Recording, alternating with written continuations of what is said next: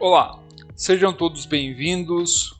Hoje eu estou trazendo para vocês uma cena preparada. Essa cena ela é uma cena mais detalhada, tá?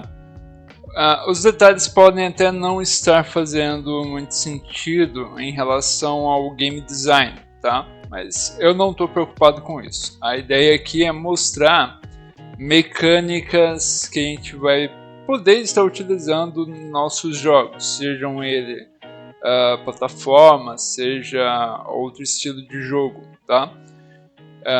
Pensando em composição de cena.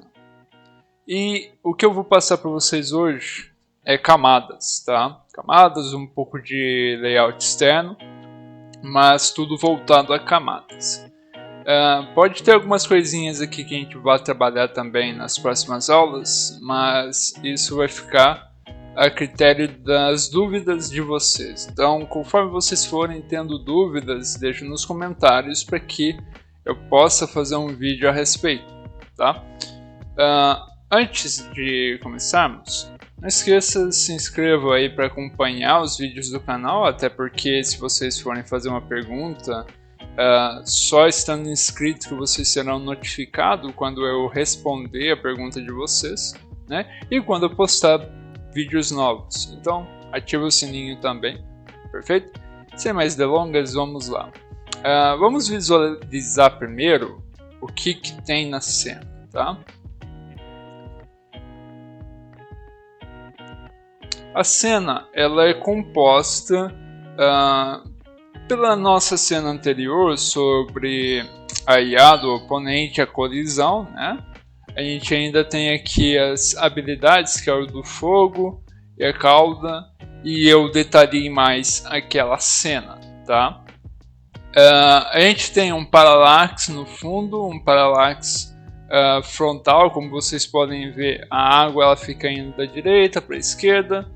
A gente tem aqui um parallax de fundo, como podem ver, há uma profundidade ali no fundo, e ainda teria, só que eu vou deixar mais para frente, eu teria que, conforme eu vá subindo, há um limite que o fundo me acompanha.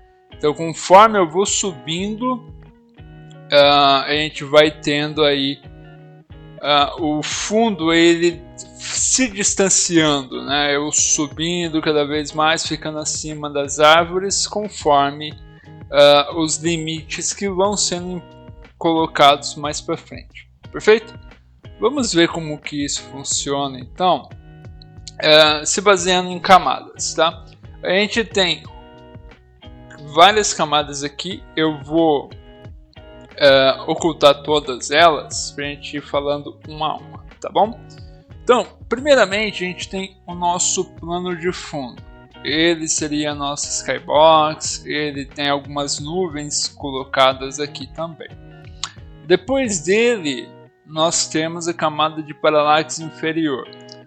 O parallax inferior, a gente tem duas imagens que vão transitar de maneiras diferentes e algumas vezes até opostas.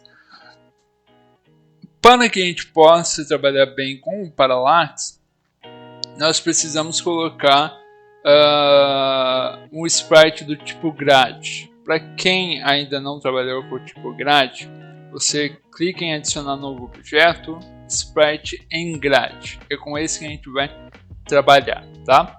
Por quê? Esse é o que nos permite fazer deslocamento dentro da própria imagem, tá? E por isso nos facilita a criação dessa mecânica do parallax, tá?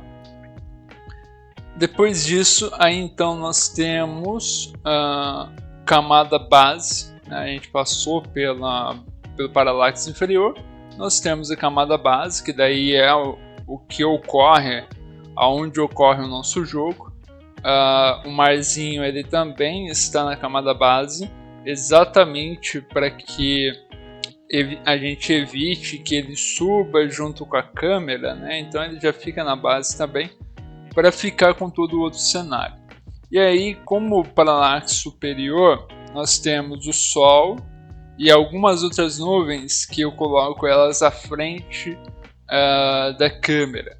E aí, conforme a gente vai subindo no cenário, a gente precisaria trabalhar algumas coisinhas, algumas mecânicas em cima dela que a gente não trabalhou aqui.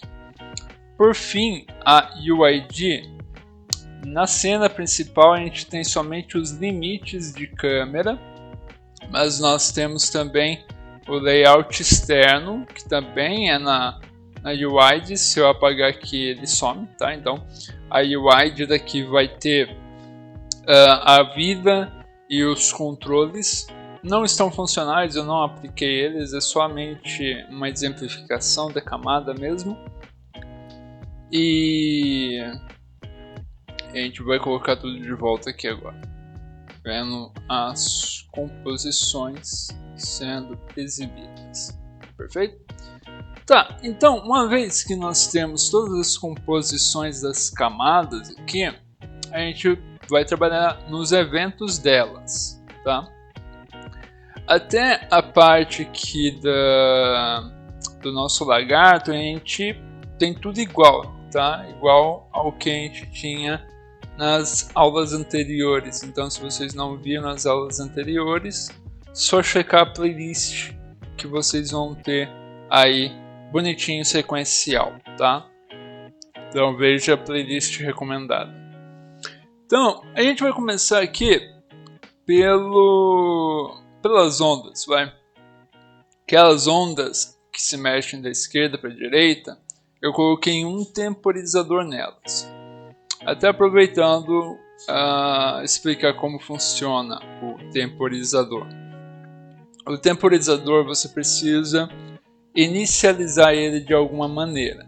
No caso aqui, eu inicio um temporizador chamado ondas já no início da cena, porque como eu preciso que ele funcione sempre, então ele sempre vai estar ativo.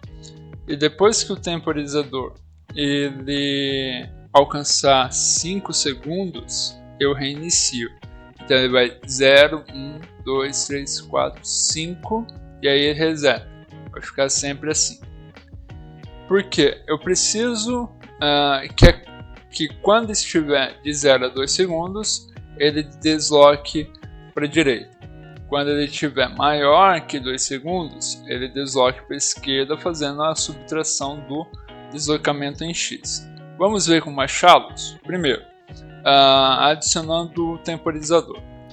Dois cliques aqui, a gente vai ter outras ações, temporizadores e tempo, iniciar o temporizador.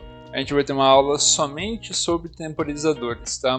Então não se preocupem muito com isso. A única coisa que vocês precisam saber é que aqui vocês vão dar um nome para esse temporizador, um nome qualquer, só se lembrem dele para usar depois.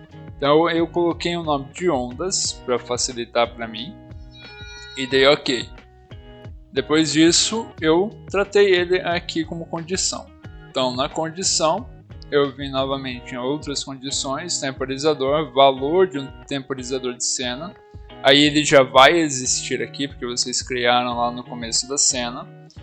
Então vocês vão selecionar ele e vão dar a condição. No meu caso sempre que for menor que ou igual a 2, vai acontecer alguma coisa. E nesse caso vai acontecer o deslocamento das ondas. Então eu vou dar 2 cliques aqui para vocês verem onde fica. Eu peguei as ondas, ela é um sprite grade, aquele que eu mostrei no início da aula, só que ele é de ondas. E eu desci até deslocamento de imagem, peguei o deslocamento X e somei 1 ao valor dele, tá? Eu inverti isso depois dos 2 segundos e eu reiniciei o temporizador de ondas, que é praticamente a mesma coisa que nós fizemos no início da cena, tá? Depois disso, o que vai acontecer?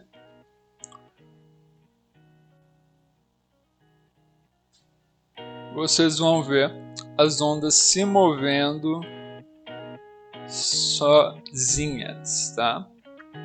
A gente pode alterar a velocidade dele, acrescentando, por exemplo, 10 aqui e tirando 10, ele vai ficar desta maneira.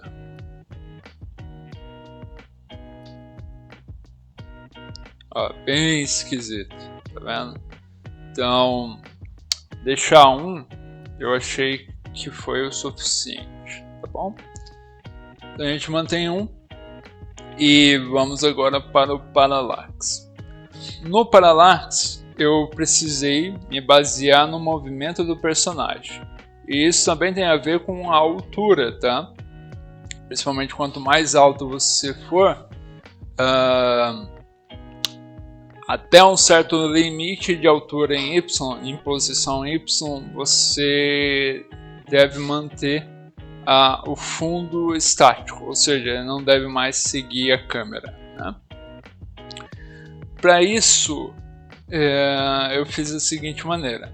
O Percy tem a tecla Right pressionada ou simulada, e fiz também para Left, né? E alterei os deslocamentos. Os deslocamentos vocês já sabem, né? Eu mostrei agora há pouco com ondas, então não preciso explicar como achar eles de novo. A gente consegue utilizar fracionados aqui, tá? Por isso que nós temos 0.001 e por assim por diante, porque quanto mais vocês tirarem ou subtraírem, mais rápido o fundo vai se mover. Então vocês precisam calcular bem o quanto vocês adicionam no deslocamento para criar o efeito de parallax que vocês buscam, tá? E aqui nós temos também a parte da altura. A parte da altura é algo assim bem simples. Eu fiz um repetir 5 vezes para ele adicionar 5 à posição de Y. E a mesma coisa para quando o Percy estiver acima de 500, ele vai subtrair. Como que eu calculei isso? Vou mostrar para vocês. Eu cliquei em depuração, tá? Visualizar com o depurador. Nessa parte aqui o que nos interessa é o depurador, então eu vou ocultar para vocês esse preview, porque o que interessa aqui é o depurador. Então eu vim aqui em Percy e a gente tem aqui, ó, X position, Y position, tá? Eu vou voltar para vocês de novo o preview, para que vocês vejam que eu vou colocar o nosso Percy em cima aqui, ó, de uma plataforma, tá? Vou ocultar novamente o preview. E nós vamos aqui atualizar agora e vamos ver, ó, alterou nossa X position e também alterou o Y position. Eu vou subir mais uma plataforma aqui. Opa. Essa. Vai alterar o X position e o Y também. Ó, alterou. Eu não tirei da frente dessa vez, esqueci. Alterou. E eu vou subir mais uma plataforma.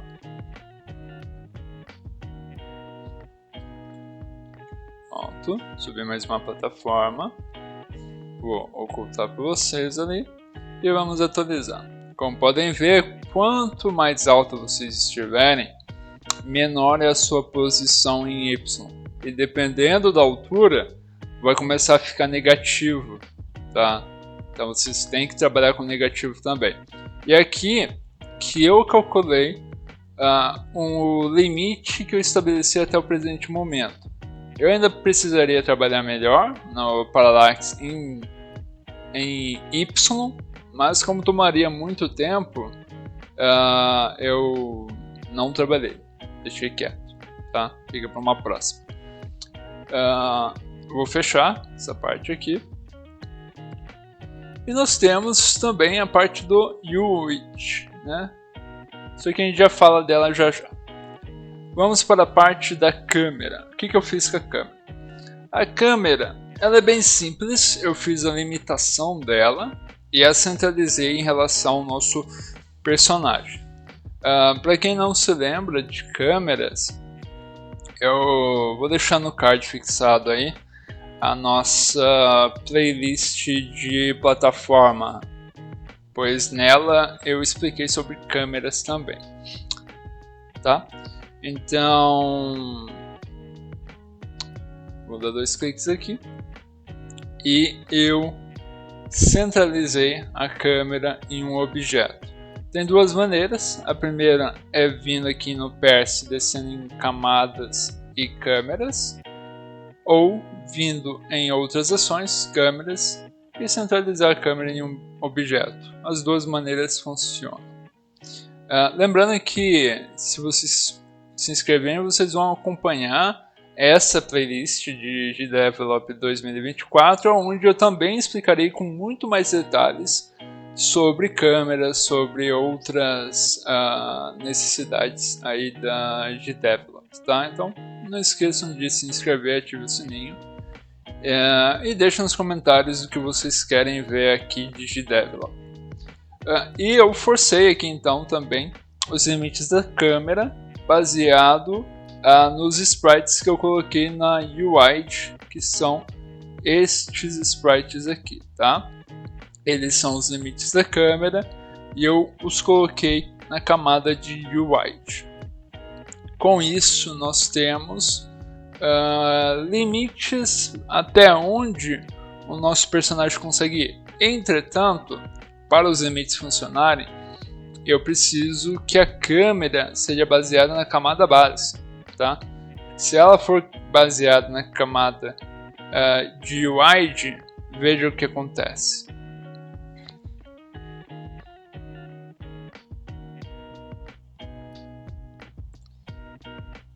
Desloca completamente os nossos limites, tá?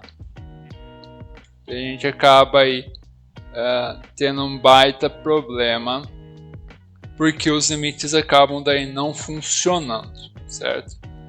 Então nós precisamos que os limites sejam baseados na camada base, e com isso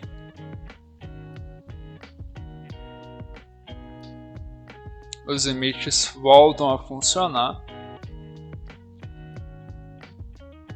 E aí, por exemplo, se eu cair aqui, né, eu vou sair da câmera. Como eu não coloquei nenhuma colisão com aqueles objetos, eu consigo sair da câmera. Então, teria que tomar cuidado ali. Por fim, não menos importante, eu adicionei, né, o nosso UI, que eu criei o layout externo dele aqui, certo? E fiz a referência para essa cena, e depois eu ainda criei o elemento, o objeto aqui, tá? Como eu fiz isso, a condição é no começo da cena, vir em outras ações, layout externo, criar objeto a partir de um layout externo. Coloquei suas posições e é isso. E aí, para saber se foi criado, a gente faz a conta de quantos objetos tem dentro da cena, tá? Nesse caso aqui, o coração, por exemplo, fiz a conta em objetos aqui, ó, número de objetos na cena. Tem que ser igual a 1, certo? Tem que ser igual a 1. É igual a 1, aí eu faço alguma coisa. No meu caso aqui, eu estou tirando a opacidade deles. Por isso que quando a gente pressiona o visualizar, a gente vê que eles estão todos transparentes. Eu não apliquei nenhuma lógica neles aqui, até porque não é o foco nesse momento. Não apliquei lógica, mas mais pra frente a gente vai aplicar algumas lógicas neles, até para eu poder controlar o personagem, né? Mas por hora é isso, pessoal, que eu queria trazer para vocês. A gente viu bastante coisa que pode ser feita aí na GDevelop. Mais pra frente a gente dá continuidade, fala de câmeras, fala de eventos para o layout, né, para os elementos de interface, que são esses do joystick de tela, por exemplo. E é isso. Fico por aqui. Até mais.